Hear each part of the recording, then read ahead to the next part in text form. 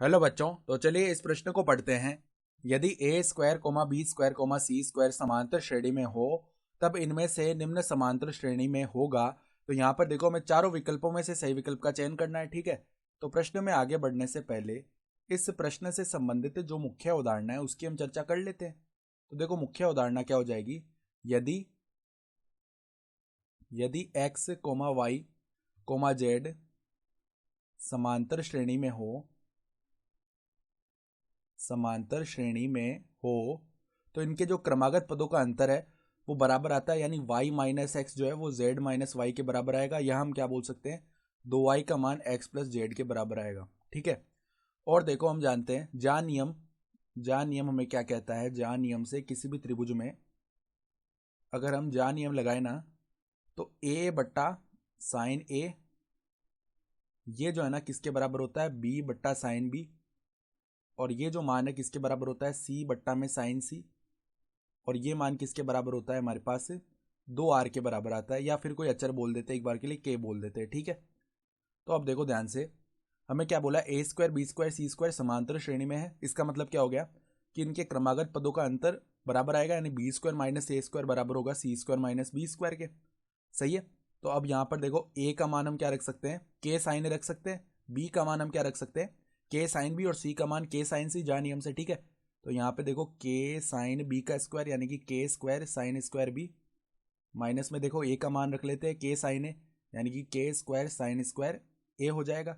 बराबर में देखो सी का मान रख लेते हैं, तो के स्क्वायर साइन स्क्वायर सी बनेगा। और माइनस में देखो यहाँ पर क्या आ जाएगा, के स्क्वायर साइन स्क्वायर बी। सही है। तो के स्क्वायर तो यहाँ पे उभयनिष्ठ आके विभाजित हो जाएगा, यानी sine square B minus sine square A बराबर में साइन स्क्वायर सी माइनस में साइन स्क्वायर बी, ये आ गया। तो अब देखो, हम एक सूत्र जानते हैं कि जब भी ऐसा लिखा हुआ होता है ना, साइन स्क्वायर ए माइनस में साइन स्क्वायर बी, तो ये किसके बराबर आता है, साइन ए माइनस बी गुणा में साइन ए प्लस बी। सही है। तो अब देखो, यहाँ पर ये सूत्र लगने वाला है। तो देखो किस प्रकार से पद बनेंगे, sine square B minus sine square है, ये क्या बन गया, साइन बी प्लस ए गुणा में साइन बी माइनस ए। बराबर में देखो, इस तरफ क्या बनेगा, साइन सी प्लस बी और साइन सी माइनस बी। सही है। तो ये पद बन जाएंगे। अब देखो, हम जानते हैं कि ये त्रिभुज के कोण है ना ए बी सी, तो इन तीनों का कोणों का योग जो है वो पाई आ रहा होगा। तो अगर हम ए प्लस बी का मान लिखेंगे ना, वो हम क्या लिख सकते हैं, पाई माइनस सी लिख सकते हैं, ठीक है। और यहाँ से सी प्लस बी को हम क्या लिख सकते हैं, पाई माइनस ए लिख सकते हैं। और हम जानते हैं कि साइन पाई माइनस थीटा का मान साइन थीटा ही होता है। तो देखो, साइन बी प्लस ए की जगह हम पाई माइनस सी रखेंगे, तो यहाँ पे ये क्या बन जाएगा, साइन पाई माइनस सी। सही है। और बराबर में देखो, साइन बी माइनस ए। और बराबर में देखो, यहाँ पर साइन सी प्लस बी के स्थान पर यहाँ पर साइन पाई माइनस ए आ गया। और गुणा में क्या है, साइन सी माइनस बी। सही है। तो अब देखो, ये तो क्या बन जाएगा, साइन सी गुणा में साइन बी माइनस ए। बट्टा में देखो, बट्टा में कुछ नहीं है यहाँ पे, बराबर में देखो साइन ए गुणा में साइन सी माइनस बी। तो अब देखो, साइन ए को हम इसके बट्टा में लेके आते हैं, तो साइन बी माइनस ए बट्टा में साइन ए। और जो साइन सी है ना, उसको हम उस तरफ लेके जाएंगे बट्टा में, तो साइन सी माइनस बी बट्टा में साइन सी। तो अब साइन ए माइनस बी वाला सूत्र लगा लेते हैं, जो कि क्या होता है, साइन ए कोस बी माइनस कोस ए साइन बी। तो उसी प्रकार देखो, यहाँ पे क्या पद आएगा, साइन बी कोस ए माइनस कोस बी साइन ए, ये पद बन गया। और बट्टा में क्या आ जाएगा, बट्टा में देखो हमारे पास बनेगा साइन ए।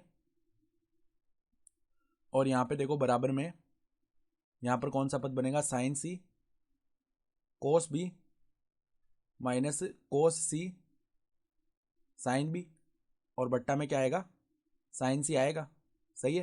तो अब देखो, हम यहाँ पे साइन बी से गुणा कर रहे हैं इस तरफ, और इस तरफ भी यहाँ पे नीचे साइन बी से गुणा कर सकते हैं ना। तो अब देखो, एक एक पद को हम अलग अलग करते हैं। तो साइन बी कोस ए बट्टा में साइन ए साइन बी, तो साइन बी से साइन बी विभाजित हो जाएगा, और कोस ए बट्टा साइन ए क्या आ जाएगा, कोट ए। फिर देखो, माइनस में कोस बी साइन ए बट्टा में साइन ए साइन बी जो है, यहाँ से साइन ए से साइन ए विभाजित हो जाएगा, और कोस बी बट्टा साइन बी क्या आ जाएगा हमारे पास, ये आ जाएगा कोट बी। ठीक है, कोट भी बनेगा यहाँ पे, और बराबर में देखो यहाँ पर साइन सी कोस भी बट्टा साइन सी, साइन भी क्या हो जाएगा, साइन सी से साइन सी विभाजित हो जाएगा, तो ये कोट भी बच गया। और माइनस में यहाँ पर क्या आएगा, देखो कोस सी साइन बी बट्टा में साइन सी साइन बी, तो साइन बी से साइन बी विभाजित होगा, तो यहाँ पे कोट सी बचेगा। तो अब देखो हम क्या करते हैं, इस माइनस के कोट बी को उस तरफ लेके जाएंगे और माइनस के कोट सी को बाएं पक्ष में लेके आते हैं, यानी कि ऐसा हो जाएगा, देखो कोट ए है, फिर प्लस में क्या आ जाएगा, कोट सी, और यहाँ पर बराबर में क्या हो गया, दो कोट भी आ जाएगा। इसका मतलब क्या है कि quote A comma quote B comma quote C ये किस में आ जाएगा, समांतर श्रेणी में। ठीक है, इसका यही मतलब हुआ। तो ये तीनों पद जो है समांतर श्रेणी में होंगे। तो अगर हम हमारे विकल्प देखें ना, तो हम देख पा रहे हैं कि विकल्प जो सी है वो सही विकल्प आ रहा है। ठीक है, तो आशा करता हूँ कि आपको ये प्रश्न समझ में आया होगा। धन्यवाद।